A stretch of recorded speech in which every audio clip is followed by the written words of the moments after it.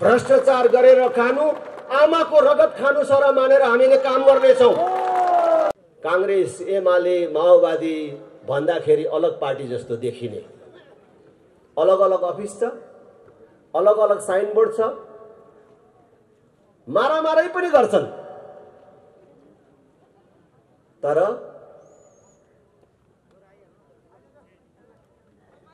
भ्रष्टाचारका ठुलठुला कुराहरू आयो भने सबै पार्टीको नाम एकै ठाउँ जोडिन्छ।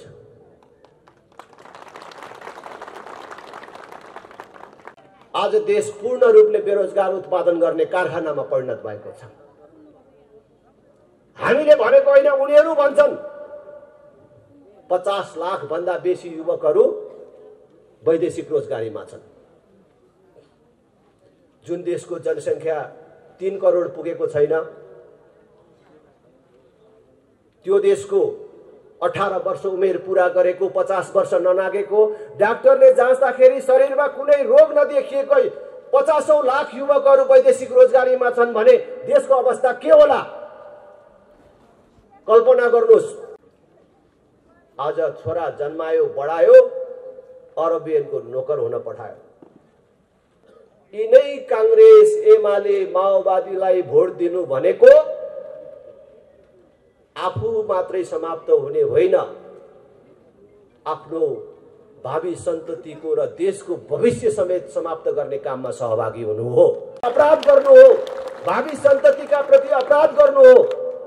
त्यसैले त्यो अपराधबाट मुक्त हुनको लागि पनि हामीले यिनको विकल्प खोज्ने समय आएको छ।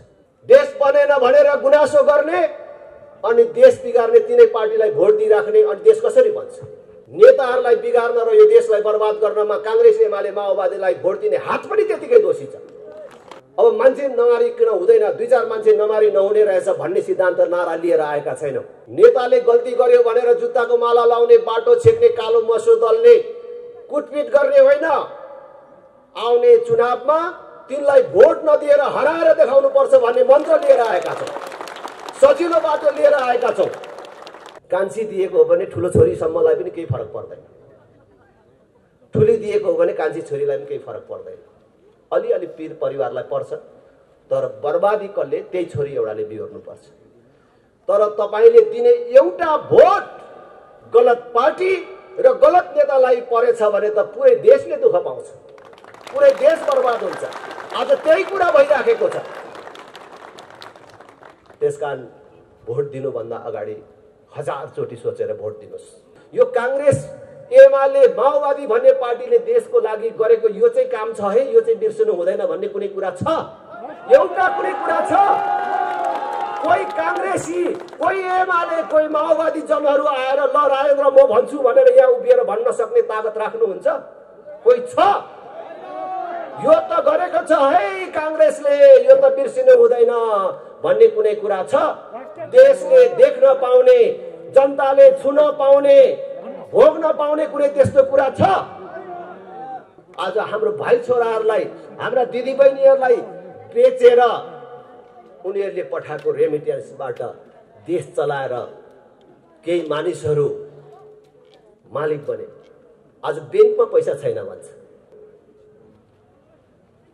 बैंकमै पैसा नहुने भन्ने कुरा के हो? यो अरु कसैले बुझ्नुहुन्छ कि? नोट त छापिएकै छ नि त, त्यो नोट कहाँ गयो? नोट नेताहरूको घर घरमा थन्कियो। कमिसनको नाममा अनेक ढंगले गरेको भ्रष्टाचारको पैसा बैंकमा राख्न त आमदामीको स्रोत देखाउनु पर्यो। कहाँबाट कमाएको, कहाँबाट ल्याएको भनेर त्यहाँ राख्ने त? पैसा जति नेताहरूको घरमा थन्केपछि बैंकमा कसरी पैसा हुन्छ? कांग्रेस, एमालेलाई भोट दिएर देश बन्छ भन्नु, फेरि एकचोटि हेरी हेरौं भन्नु, साँडेको टाङमुनि बाल्टी थापे जस्तो हुन्छ। साँडेको टाङमुनि बाल्टी थापेर साँडेले दुध दिएन भनेर सिर्कना लगाउँदा दिन्छ, सिर्कना लगाए पनि दिँदैन। होइन, के हो यसलाई? अलि सुमसुमे न छोरा भनेर छोरा छोरीको पनि सहयोग लिएर सुमसुमे आए पनि दिन्छ, दिँदैन? दिँदैन, केही गरी दिँदैन, मरै दिँदैन साँडेले दुध। किन साँडेको धर्मै दुध दिने होइन। त्यसै गरेर कांग्रेस एमालेको धर्म नै देश बनाउने होइन रहेछ भन्ने कुरा त 31 वर्षमा देखियो। राष्ट्रिय प्रजातन्त्र पार्टी जिन्दाबाद जिन्दाबाद जिन्दाबाद। भोट के महलोमा भोट के महलोमा।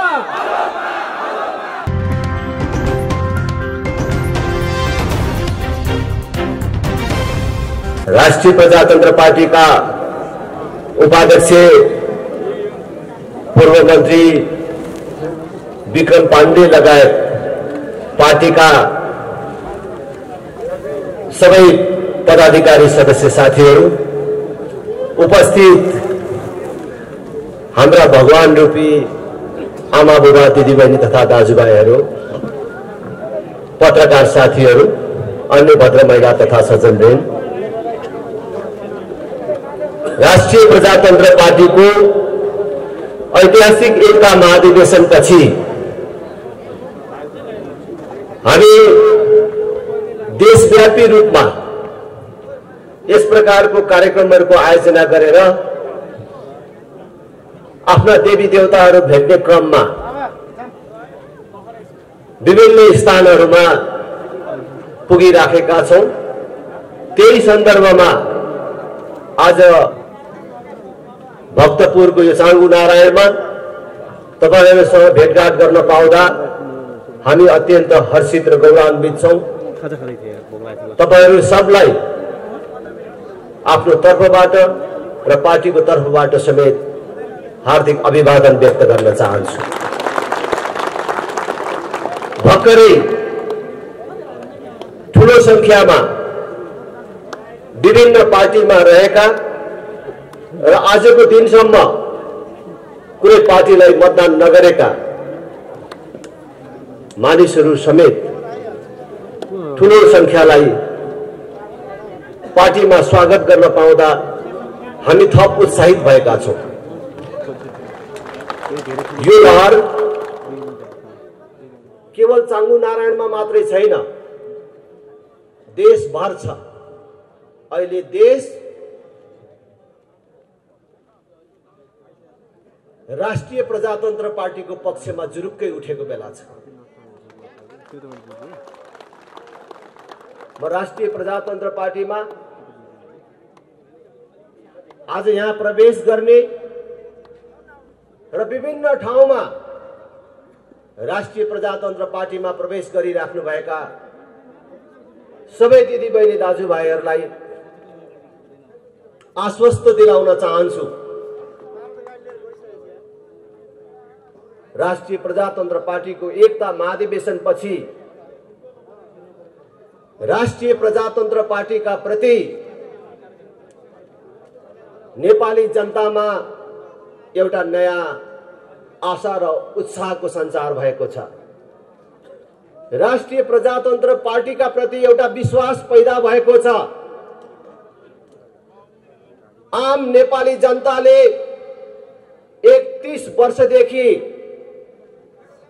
कांग्रेस, एमाले, माओवादीले प्रजातन्त्र, लोकतन्त्र, गणतन्त्र भन्दै जसरी बन्धक बनाएर राख्यो, त्यो बन्धकबाट मुक्त गराउन सक्ने शक्ति राष्ट्रिय प्रजातन्त्र पार्टी हुन सक्छ भनेर जुन विश्वासको नजरले हेर्न थालेको छ, त्यो पार्टीको अध्यक्षको हैसियतले, त्यो पार्टीको नेताको हैसियतले म तपाईहरु सबलाई विश्वास दिलाउन चाहन्छु कि तपाईहरुको विश्वासमा एक दिन होइन, एक क्षण पनि शंका पैदा हुने, तपाईको विश्वासमा कुठाराघात हुने, तपाईको विश्वासमा तुषारापात गर्ने काम हामीबाट हुने छैन। फेरि पनि दोहोर्याउन चाहन्छु, हामी सबैभन्दा माथि देश छ, देशभन्दा माथि अर्को कुनै कुरा छैन। हामी देशको लागि छौं। हामीले गरिराखेको कुरा देशको लागि हो, जनताको लागि हो र देशको लागि, जनताको लागि काम गर्ने क्रममा हामी देशको मुख्य शत्रुको रूपमा रहेको भ्रष्टाचारको विरुद्ध पहिलो आफै खरो उत्रने छौं। भ्रष्टाचार गरेर खानु आमाको रगत खानु छ र मानेर हामीले काम गर्नेछौँ। म धेरै कुरा भन्न चाहन्न। तपाईहरुले 31 वर्षदेखि भन्नलाई अलग अलग पार्टी भनिएका तर एउटै चरित्रका पार्टीहरूको कुशासन बिहोरी राख्नु भएको छ। कांग्रेस, एमाले, माओवादी भन्दाखेरि अलग पार्टी जस्तो देखिने, अलग अलग अफिस छ, अलग अलग साइनबोर्ड छ, मारामारै पनि गर्छन्। तर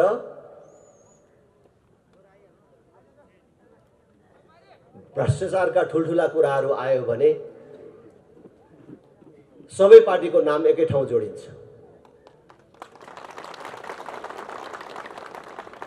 यो देशको जनतालाई भन्दा विदेशी शक्तिलाई ठुलो मान्ने, जनताको आशीर्वाद भन्दा विदेशीहरूको आशीर्वादलाई ठुलो मान्ने कुरामा पनि यिनीहरू एकै ठाउँ देखिन्छ। गाँठे पुरानो कुरा नगरौं, दिल्लीमा 12 बुँदे सहमति गर्दाको कुरा नगरौं। विदेशीहरूले आयोजना गरेको, प्रायोजन गरेको दिल्ली सम्मेलन र 12 बुँदे सहमतिको भरिया बनेर आएको कुरा नगरौं। भर्खरै एमसीसी को कुरा कस्तो चर्कोसँग एमसीसी को विरोध गर्दै थिए।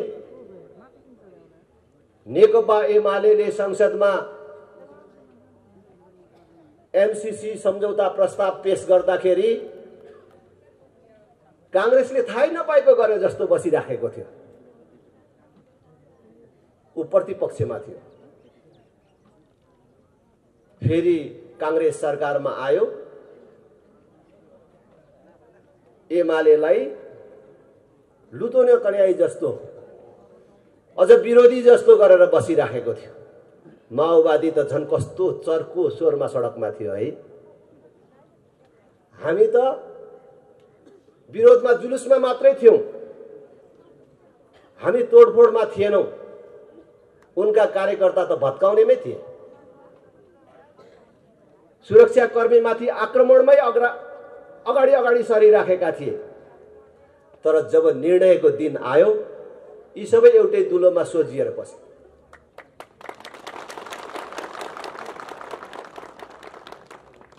इनका सब क्रियाकलापले देखिन्छ यिनीहरूको नाम अलग हो, साइनबोर्ड अलग हो, अफिस अलग हो,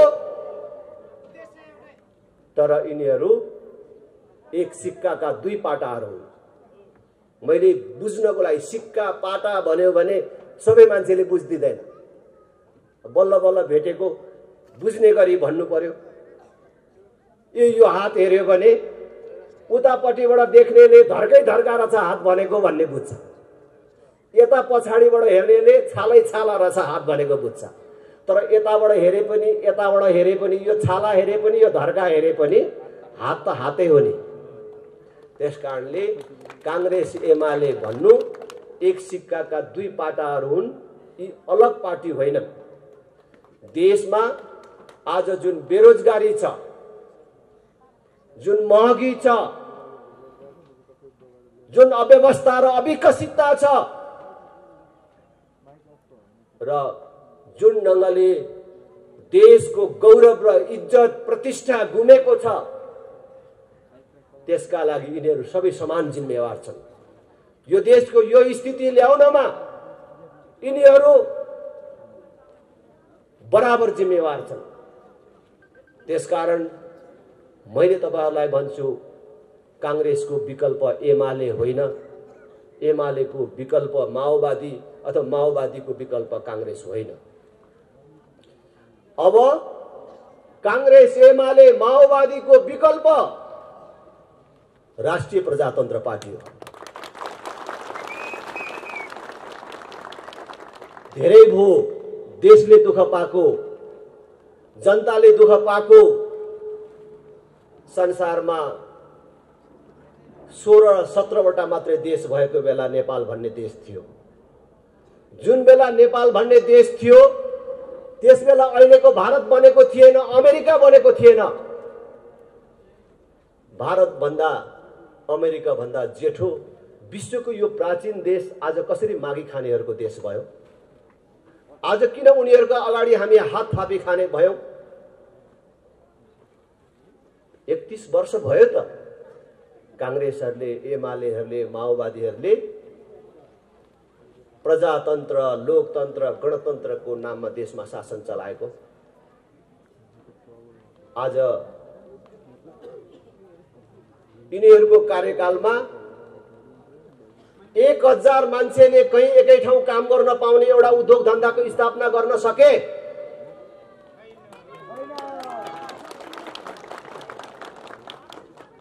आज देश पूर्ण रूपले बेरोजगार उत्पादन गर्ने कारखानामा परिणत भएको छ। हामीले भनेको होइन, उनीहरू भन्छन्। 50 लाख भन्दा बेसी युवकहरू वैदेशिक रोजगारीमा छन्। जुन देशको जनसंख्या 3 करोड पुगेको छैन, त्यो देशको 18 वर्ष उमेर पूरा गरेको, 50 वर्ष ननागेको, डाक्टरले जाँच्दाखेरि शरीरमा कुनै रोग नदेखिएको 50औं लाख युवकहरू वैदेशिक रोजगारीमा छन् भने देशको अवस्था के होला? कल्पना गर्नुहोस्। आज छोरा जन्मायो, बढायो, अरबियनको नोकर हुन पठायो।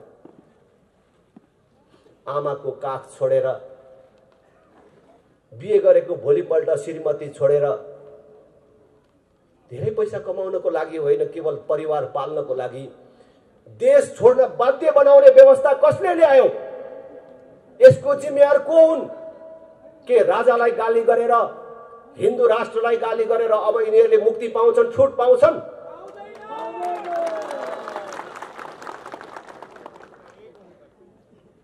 आज देशको राष्ट्रिय ऋण 4 वर्षमा 2 गुना भएको छ। 4 वर्ष अगाडि संहिता कार्यान्वयन हुनुभन्दा अगाडि राष्ट्रिय ऋण 8 खरबमा थियो, अहिले 17 खरब भन्दा बेसी पुग्यो। हरेक व्यक्तिलाई भाग गर्यो भने 60,000 70,000 कति पर्छ भनेर साथीहरू भन्दै थियो। ऋण मात्रै बढेको छैन, यही बीचमा करको दर र दायरा कुन ढङ्गले बढ्यो तपाईहरुले आफै अनुभव गर्नुभएको छ। केही वर्ष अगाडिसम्म के कुरामा कर लाग्छ भनेर हामीले यसो सम्झिनु पर्थ्यो, तर आज के कुरामा चाहिँ कर लाग्दैन भनेर हामीले सम्झनु पर्ने भएको छ। कर नलाग्ने कुनै क्षेत्र छैन। करको दायरा पनि त्यसरी नै बढेको छ भने दर पनि हिजो 17 रुपैयाँ लाग्ने ठाउँमा आज 1700 र 7000 सम्म लाग्न थालेको छ। तर यति धेरै ऋण लिएर, यति धेरै कर तिरेर हामीले कसलाई पोसिराखेका छौं?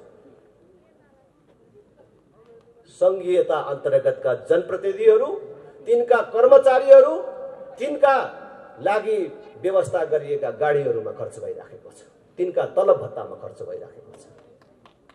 यो देशले धान्न सक्ने कुरा होइन।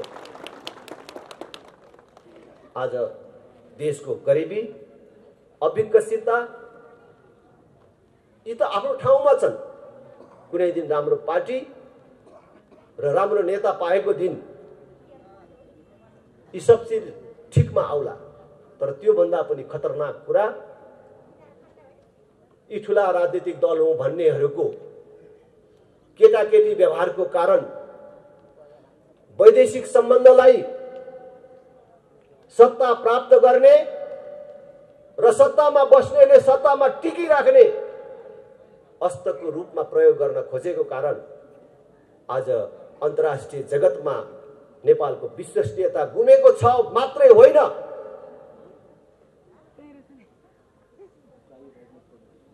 ठूला शक्ति राष्ट्रहरू प्रतिस्पर्धा गर्दै अहिले नेपालमा प्रत्यक्ष रूपले अरणखटन सुरु गरेका छन्। यस प्रकारको अवस्था नेपालले कहिले बिहोर्नु परेको छैन, तर थिएन। यो हाम्रो जस्तो देशका लागि सामान्य कुरा होइन। त्यसैले मैले सबै दिदीबहिनी दाजुभाइहरूलाई अनुरोध गर्न चाहन्छु, आग्रह गर्न चाहन्छु। अब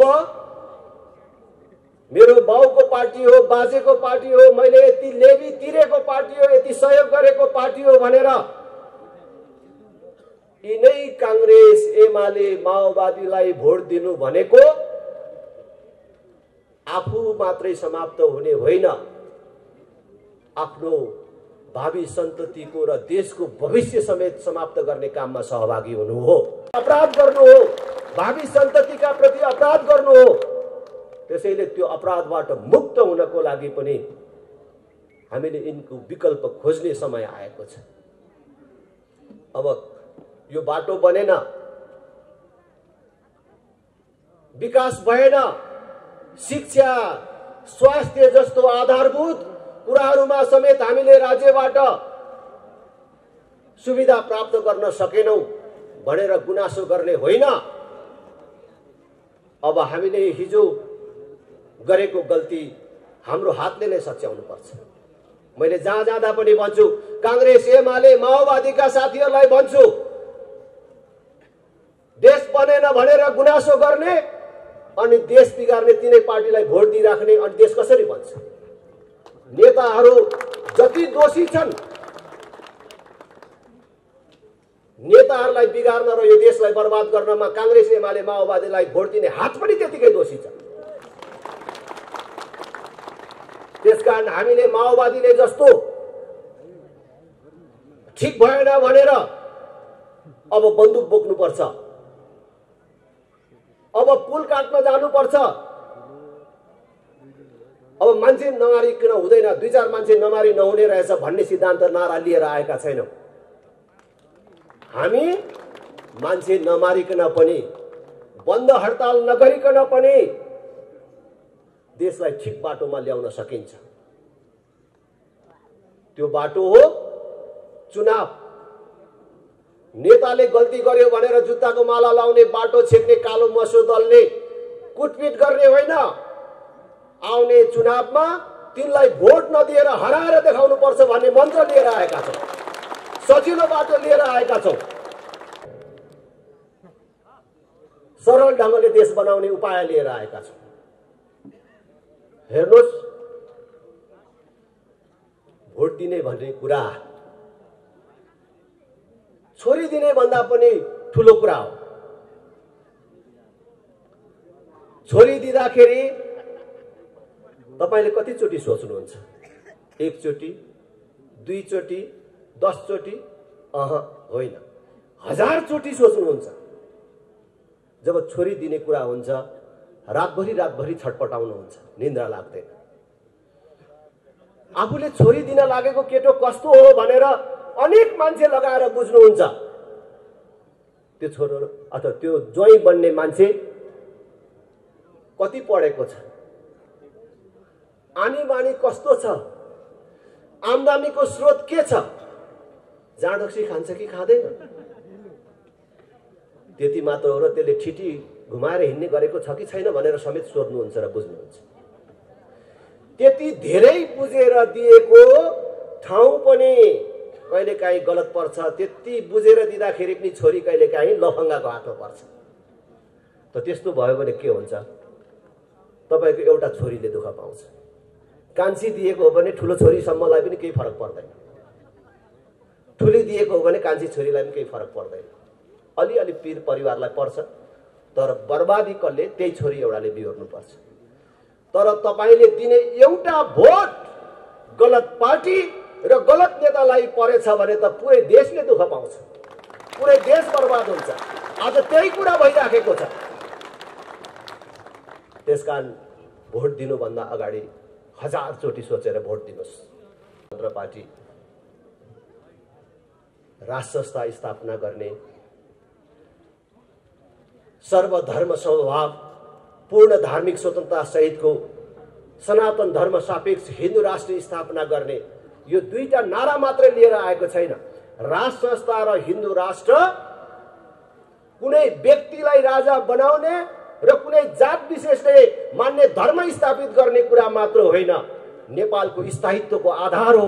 राष्ट्र संस्था र हिन्दू राष्ट्र भएपछि देश स्थायी बन्छ, शान्ति स्थिरता कायम हुन्छ अनि त्यसको जगमा जनताको प्रतिनिधिहरूले देश बनाउने हो।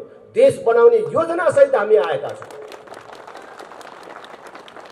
हामी राजा ल्याउने, हिन्दू राष्ट्र ल्याउने मात्रै होइन, देश बनाउने, जनतालाई सुखी र समृद्ध बनाउने संकल्पका साथ आएका छौँ।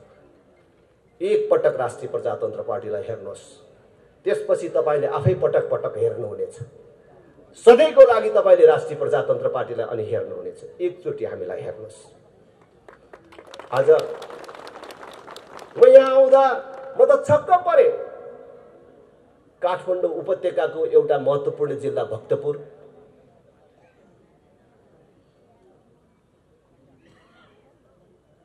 राजधानीसँग जोडिएको भक्तपुर, यो ऐतिहासिक नगरी चाङ्गु नारायणको बाटोको यो हाल देखेर म छक्क परे। ओ पण्डितजी कता भो हुनुहुन्थ्यो अघि? युवा पण्डितजी, खाण्डप्रस्थ तपाईलाई थाहा छ? महाभारतमा महाभारतको खाण्डप्रस्थ जस्तो देखे। महाभारतको खाण्डप्रस्थ तपाईहरुले सुन्नु भएको छ? जब हस्तिनापुर माथि कौरवहरूले हस्तक्षेप गरे अथवा छलछामबाट पाण्डवहरूको हातबाट कौरवहरूले हस्तिनापुर लगे, पाण्डवहरूलाई पनि कुनै राज्य दिनुपर्ने भो, कहीँको त राजा मानिदिनु पर्ने भो भन्दाखेरि उनीहरूलाई एउटा यस्तो ठाउँ जहाँ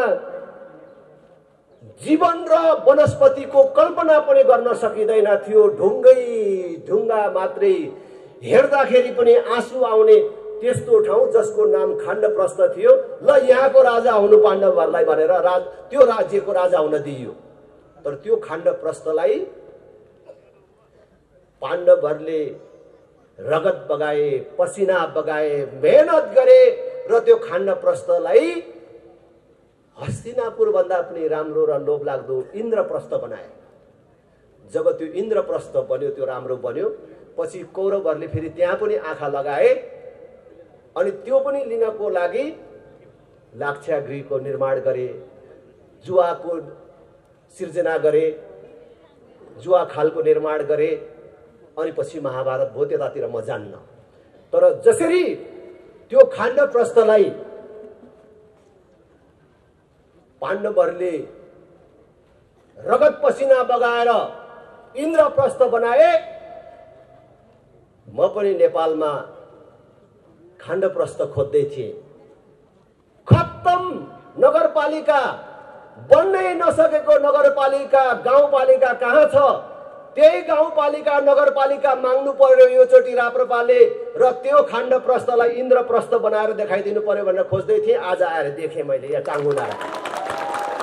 एकचोटि राष्ट्रिय प्रजातन्त्र पार्टीलाई दिनुहोस्, बाटो बनाइदिनु पर्यो भनेर तपाईहरुले माग गरेर आउनु पर्दैन। कुनै बाटोको हालत यस्तो राख्दैन राष्ट्रिय प्रजातन्त्र पार्टीले।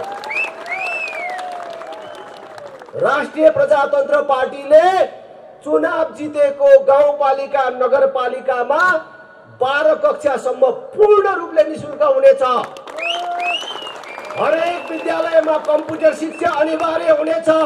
बाल कक्षाहरूलाई अहिले तपाईहरुको गाउँघरमा मोन्टेसरीको नाममा स्थापना गरेका बाल विद्यालयहरू छन् नि, त्यो स्तरको हामीले विकसित गरेर लैजानेछौँ। आधारभूत स्वास्थ्य सेवा निशुल्क गर्नेछौँ। कुनै पनि नागरिकले अस्पताल जान नपाएर मर्यो भन्ने कुरा सुन्नु पर्ने छैन। भौतिक पूर्वाधारको कुरा मैले भनिसके। नमुना लायक काम गरेर देखाउँछौँ। थोरै पैसाले कसरी यत्रो बाटो बनाए, यत्रा पुल कल्भर्टहरू बने, यति धेरै सामुदायिक भवनहरू कसरी बने भनेर कांग्रेस एमाले माओवादीले जितेका ठाउँका मानिसहरू हेर्न आउने गरी बनाउँछौँ। हामीले ज्येष्ठ नागरिकहरूको लागि, बालकहरूको लागि, महिलाहरूका लागि हामीले हेर्न लायक र नमुना लायक योजनाहरू ल्याउँछौँ। त्यसकारण एकचोटि राष्ट्रिय प्रजातन्त्र पार्टीलाई साथ दिनुहोस् र यो चाङ्गु नारायण राष्ट्रिय प्रजातन्त्र पार्टीलाई एकचोटि दिनुहोस् भन्ने म अपिल गर्न चाहन्छु। यस्तो बिजोग काठमाडौँसँग राजधानीसँग जोडिएको जिल्लाको नगरको हालत यो के हो? यस्तो यो त मेरो सुदूर गाउँमा पनि छैन। यस्तो हामीले जितेको गाउँमा यस्तो छैन। हामीले जितेको गाउँमा पहिले यस्तै थियो। कालो पत्रे सडक कस्तो छ हेर्नको लागि कि बिहार जानु पर्थ्यो कि शहरमा जानु पर्थ्यो। तर आज कालो पत्रे सडकले नछोएको कुनै वार्ड छैन। हाम्रो गाउँका छोराछोरीहरूले 12 कक्षासम्म निशुल्क पढ्न पाउँछन्। हरेक नागरिकका छोराछोरीले दिनमा 1 घण्टी कम्प्युटरसँग खेल्न पाउँछन्। एकचोटि यो चाङ्गु नारायण पनि हामीलाई दिनुहोस्। म यही अपिल गर्न चाहन्छु। नअल्मलिनुहोस् यो कांग्रेस एमाले माओवादीसँग। जुन पार्टीहरूले 31 वर्ष मौका पाउँदाखेरि केही गर्न सकेनन्। ल त तपाई राप्रपा भएर होइन, कांग्रेस एमाले माओवादी पनि भएर होइन, एउटा नागरिक भएर एकछिन आँखा चिम्म गरेर छातीमा हात राखेर सम्झनुहोस् त। यो 31 वर्षमा यो 2046 सालदेखि यहाँसम्म आइपुग्दाखेरि यो कांग्रेस एमाले माओवादी भन्ने पार्टीले देशको लागि गरेको यो चाहिँ काम छ है, यो चाहिँ बिर्सनु हुँदैन भन्ने कुनै कुरा छ? एउटा कुनै कुरा छ? कोही कांग्रेसी, कोही एमाले, कोही माओवादी जनहरू आएर ल राजेन्द्र म भन्छु भनेर यहाँ उभिएर भन्न सक्ने ताकत राख्नुहुन्छ? कोही छ? यो त गरेको छ है कांग्रेसले, यो त बिर्सिनु हुँदैन भन्ने कुनै कुरा छ? देशले देख्न पाउने, जनताले छुन पाउने, भोग्न पाउने कुनै त्यस्तो कुरा छ? रोजगार उत्पादन गर्ने कारखानामा परिणत गरे।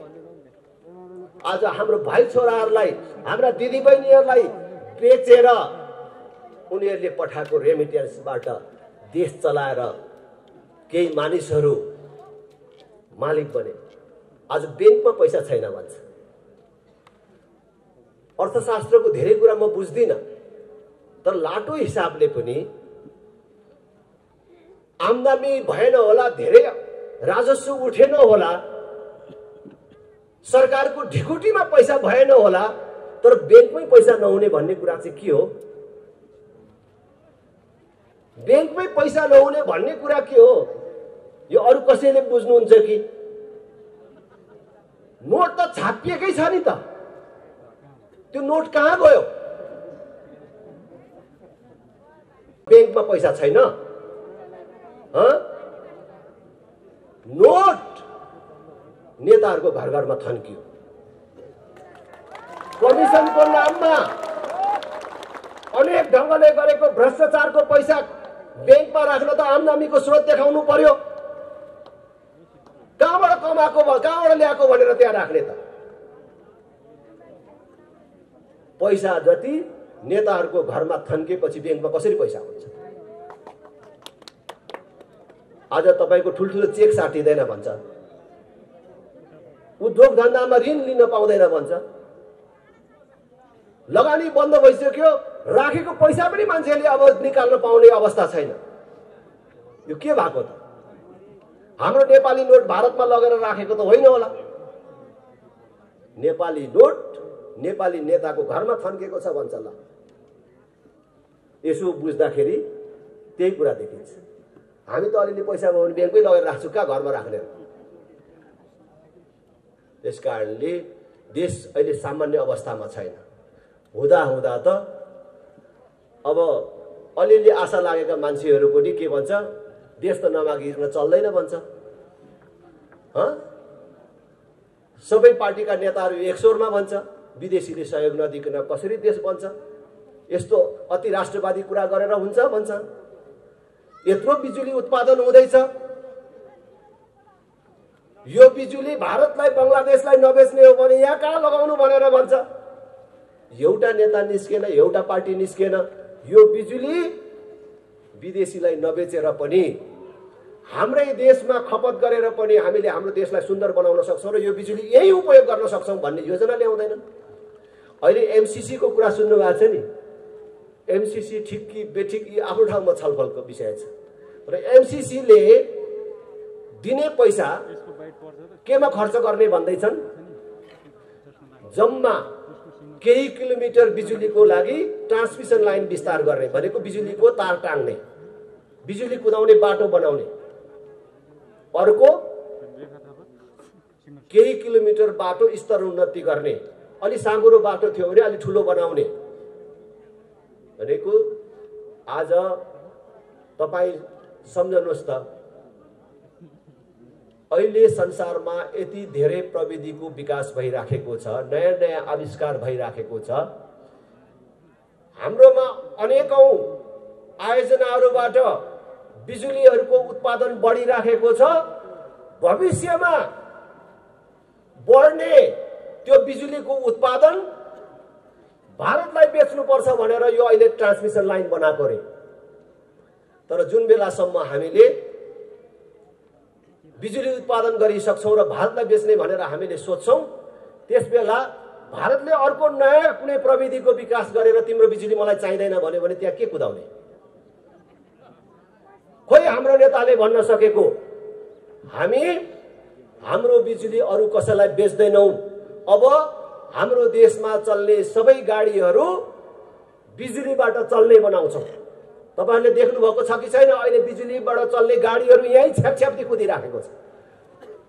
अब हामी डिजल पेट्रोल ग्यास ल्याउँदैनौं, अब उताबाट किनेर सबै चीज बिजुलीले चलाउँछौं। अब ग्यासले भात पकाउने होइन, बिजुलीले भात पकाउने व्यवस्था मिलाउँछौं र पूर्ण रूपले विद्युत यहाँ उपयोग गर्छौं। देशलाई औद्योगिकरणको बाटोमा लान्छौं। संसारभरका लगानीकर्ताहरूलाई हाम्रो देशमा आएर उद्योग खोल, जसले 1000 मान्छेलाई रोजगार दिने उद्योग खोल्छ त्यसलाई 10 वर्ष हामी कर फ्री गर्छौं, बिजुलीमा पनि छुट दिन्छौं। जसले 5000 मान्छेलाई रोजगार दिने उद्योग खोल्छ त्यसलाई 20 वर्ष करमा छुट दिन्छौं। यस्तो किन भन्न सक्दैन? यसो गर्यो भने हाम्रो बिजुली कसलाई बेच्नुपर्छ? यही खपत हुन्छ। हाम्रो भाइ छोराले 30-40 हजार कमाउनको लागि, केवल परिवार पाल्नको लागि विदेशीको नोकर हुन जानुपर्ने अवस्था किन आउँछ? यही देशलाई बनाउन सकिन्छ, तर यस्तो कुरा गर्दैन। आज उनीहरू त विदेशीको शरणमा परे, तर आउने भावी सन्ततिलाई समेत र आम देशलाई समेत विदेशीको सहयोग नलिकन देश बन्दैन भन्ने तर्फ लैजान खोजिराखेका छन्। आज हामीले भन्न सक्नुपर्छ, हामी हाम्रो ठाउँमा हाम्रो पैसा खर्च गरेर, हाम्रो नाममा ऋण लिएर तिमीलाई बिजुली लाने बाटो बनाउँदैनौ। भारत तिमीलाई बिजुली चाहिन्छ भने तिमीले नै यहाँ ट्रान्समिसन लाइन बनाएर लैजाऊ भन्न सक्ने तागत हामीले राख्नुपर्छ। तर आज नेताहरू पराधीन भए, जसको कारण आज देश दिन दुगुना रात चौगुना एउटा असफल राष्ट्रको बाटोमा गइराखेको छ। त्यसैले मैले भन्छु, कांग्रेस एमालेलाई भोट दिएर देश बन्छ भन्नु, फेरि एकचोटि हेरी हेरौं भन्नु साँडेको टाङमुनि बाल्टी थापे जस्तो हुन्छ। साँडेको टाङमुनि बाल्टी थापेर दुध आउँछ? साँडेको टाङमुनि बाल्टी थापेर साँडेले दुध दिएन भनेर सिर्कना लगाउँदा दिन्छ? सिर्कना लगाए पनि दिँदैन। होइन, के हो यसलाई अलि सुमसुमे न छोरा भनेर छोरा छोरीको पनि सहयोग लिएर सुमसुमे आए पनि दिन्छ? दिँदैन। खाना पो पुगेन कि भने अलिकति दाना थपिँदैन त यसलाई भनेर दाना थपिदिँदा पनि दिँदैन। केही गरी दिँदैन, मरै दिँदैन साँडेले दुध, किन साँडेको धर्मै दुध दिने होइन। त्यसै गरेर कांग्रेस एमालेको धर्म नै देश बनाउने होइन रहेछ भन्ने कुरा त 31 वर्षमा देखियो। त्यसकारण अब जनता जाग्ने बेला आयो। अब 1 वर्षभित्रमा 3 तहको निर्वाचन हुँदैछ।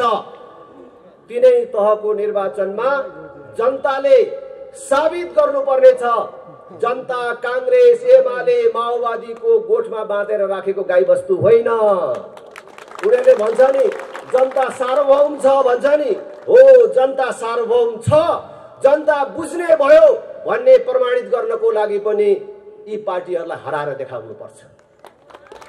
यही कुरा म तपाईहरु सबलाई अपिल गर्दै फेरि पनि अरु दुईटा पार्टी प्रवेश कार्यक्रममा सहभागी हुनुपर्ने छ। बस चढेर आउनु भएको छ टाढा टाढाबाट साथीहरु, 3 दिनदेखि पर्खिराख्नु भएको छ महत्त्वपूर्ण साथीहरु। त्यसकारण मैले बीचैमा समय लिए उपाध्यक्षजी, प्रवक्ताहरू र रेखा थापा समेत तपाईहरुको साथमा हुनुहुन्छ। पूरा समय बसेर यो सभालाई पूर्ण रूपले सफल बनाइदिन हुन तपाईहरु सबलाई अपिल गर्दै यहाँबाट बिदा हुन्छु। त्यो भन्दा अगाडि एकचोटी त स्वर मिलाउनै पर्छ। राष्ट्रिय प्रजातन्त्र पार्टी जिन्दाबाद, राष्ट्रिय प्रजातन्त्र पार्टी जिन्दाबाद, भोट के बहालोमा, भोट के बहालोमा। धेरै धेरै धन्यवाद। जय राष्ट्र, जय जनता।